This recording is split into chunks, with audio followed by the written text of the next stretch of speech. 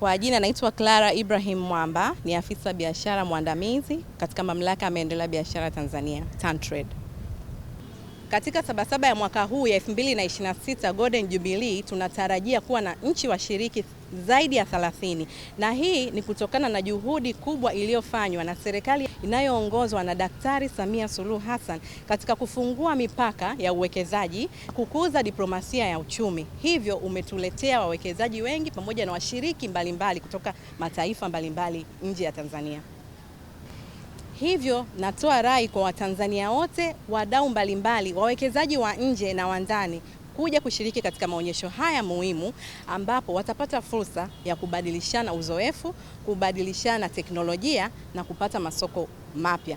Hii ni sehemu pekee ambapo wana uwezo wa kukutana na wadau mbalimbali wengi katika wakati mmoja. Hivyo basi Watanzania wote ninawakaribisha katika maonyesho haya muhimu ya Sabasaba Golden Jubilee 2026.